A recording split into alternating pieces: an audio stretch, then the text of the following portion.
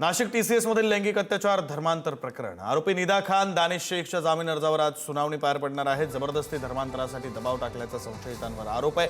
TCS कंपनीतील कथित लैंगिक अत्याचार आणि धर्मांतरण प्रकरणामध्ये आज महत्त्वाची न्यायालयीन सुनावणी होणार आहे। संशयित निदा खान, तौसिफ अत्तार आणि दानिश शेख यांच्या जामीन अर्जावर न्यायालय निर्णय देण्याची शक्यता आहे। यापूर्वी सरकारी पक्ष आणि बचाव पक्षाचा युक्तिवाद पूर्ण झाला असून पीडित महिलेला जबरदस्तीने धर्मांतरासाठी दबाव टाकल्याचा संशयितांवर आरोप आहे।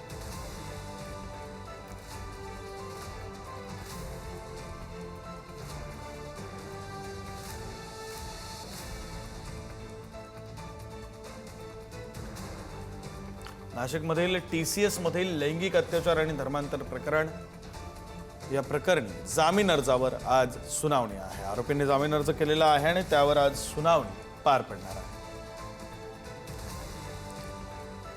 नाशिक धर्मांतर प्रकरणामध्ये एसआयटीने गंभीर दावे केलेले आहेत। वर्षभर नियोजनबद्ध कट रचल्याचा आरोपपत्रामध्ये उल्लेख करण्यात आलाय। पीडितेचं सक्तीने धर्मांतर करण्याचा प्रयत्न झाल्याचाही दावा आहे। नाव बदलण्यासाठी गूगल सर्च केल्याचा डिजिटल पुरावा आहे। डिजिटल व दस्तऐवजी पुरावे हे न्यायालयामध्ये सादर करण्यात आलेले आहेत। नाशिक धर्मांतर प्रकरणामध्ये वर्षभरापासून नियोजनबद्ध कट रचल्याचा एसआयटीच्या चार्जशीटमध्ये दावा करण्यात आला आहे।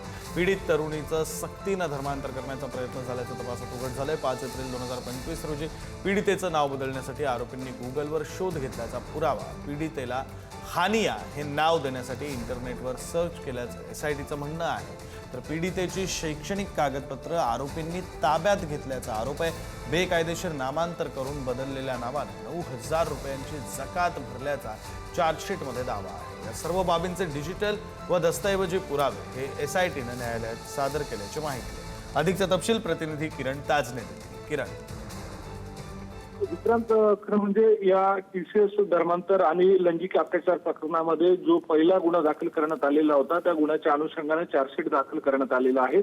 नाशिकच्या एसआयटीच्या माध्यमातून जो तपास करण्यात आलेला आहे त्यामध्ये ज्या महिलेचं, ज्या पीडितेचं नाव बदलण्यात आलेलं होतं त्यासाठी गुगलवर जवळपास वर्षभरापासून त्याचे प्रयत्न सुरू होते। काय नेमकं नाव ठेवण्याचं त्याबाबतचं हा संपूर्ण जो गुगलवर तपासणी करण्याचा प्रयत्न होता तो झालेला आहे। आणि दुसरी बाब म्हणजे या सगळ्या दरम्यान हे नाव कायमस्वरूपी बदलून टाकण्याच्या दृष्टीने सुद्धा इंटरनेटवर काय नेमकी माहिती उपलब्ध आहे त्याबाबतचा तपास केला गेलेला होता। यामध्ये शैक्षणिक कागदपत्र सुद्धा पीडितेचे आरोपींनी ताब्यात घेतलेले होते आणि बेकायदेशीर नामांतर करून बदललेल्या नावानं जवळपास 9,000 रुपयांची जकात सुद्धा भरल्याचा दावा या चार्जशीटमध्ये करण्यात आलेला आहे। त्यामुळे एसआयटीने अतिशय महत्वाचे हे पुरावे दोषारोप पत्रामध्ये नमूद केलेले आहेत। आता येत्या काळामध्ये ही केस बोर्डावर आल्यानंतर काय नेमका युक्तिवाद होतो हे पाहणं महत्वाचं ठरणार आहे। विक्रांत, धन्यवाद किरण दिलेल्या या सगळ्या माहितीसाठी।